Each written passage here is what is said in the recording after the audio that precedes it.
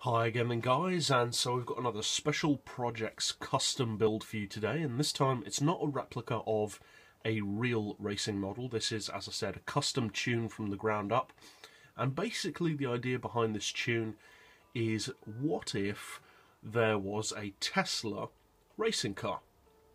It's probably something that will happen eventually. At the moment there's not that much racing which it's going to be advantageous to use a Tesla in, but I think eventually they probably will use a Tesla in some form of racing.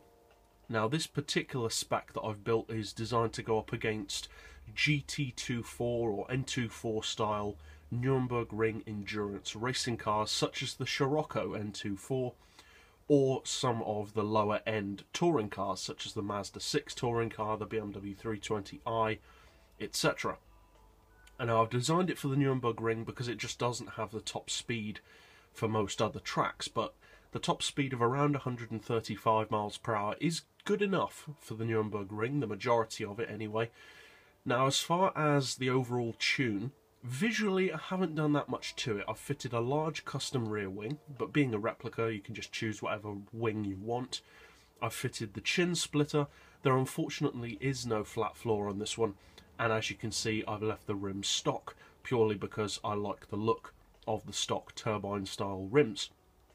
As far as the colour, again, just go for whatever colour you want. I've chosen to go for Melanich Schwarz, which comes from the Mercedes E55. It's metallic black with a tinge of blue to it, which I think looks cool on this car. So overall we'll go straight over to the tuning garage for the mechanical setup, which being an EV is a pretty simple setup, and then take it out to the Nürburgring to see how it drives. So for the mechanical setup on this particular model, I've built it for the 475 pp level.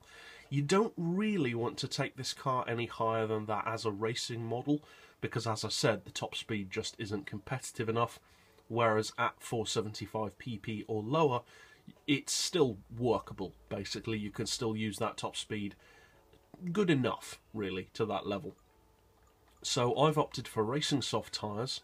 I've increased the rear balance to 6 on the brakes, which is my personal preference on some cars. You don't have to do that though.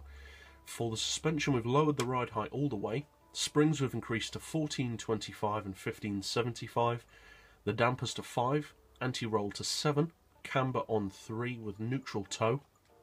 You can't adjust the gearbox, of course. For the diff, we've got the lowest initial torque, highest acceleration and a braking sensitivity of 10. I would encourage you to play around with that, because being a rear engine, rear drive car with instant torque delivery, or instant torque from 0 RPM, it can vary depending on where you set your braking sensitivity, and it varies according to personal preference, etc. We've reduced the power down to 310 horsepower, and we've got the full weight loss package and maximum downforce. The most important thing about this car isn't the power, it's the weight. It's such a heavy car that you need to get that down, so that's the most important thing to get into that PP level, more importantly than power. And overall we have a pretty decent spec. It weighs under 1500 kilos, you've got 310 horsepower, which is roughly the same that you get from a GT24 style machine. So, as I said, a fairly simple mechanical setup overall. So now let's finally take it out to the Nürburgring to see how it fares as a racing model. Now, one of the beauties of this tune is because it's not a replica, you can pretty much build it to whatever spec you need.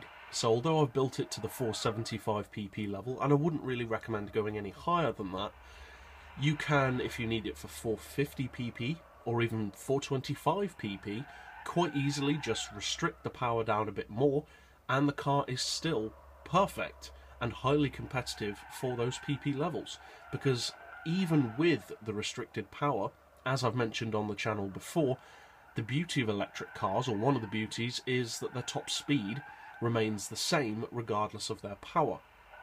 So if you reduce the power down on this model to say 50% power, you will still get that top speed of 135 out of it. Now, as far as the Nürburgring goes, it's pretty much perfect for it. The top speed of 135 is more than adequate for, I would say, probably 60% of the track at least. And the handling is superb. It's one of the best handling, if not the best handling, I would say, rear engine, rear wheel drive cars in the game. Rear engine, rear wheel drive are typically a bit leery to drive, cars like Roofs or Alpines. This car handles itself extremely well. And overall, if you decide to use this racing style build for the Tesla Model S, of course I hope you find it fun and competitive. And if you'd like to keep up with custom builds like this and replicas as soon as they're built, be sure to subscribe down below. And as always, thanks for watching.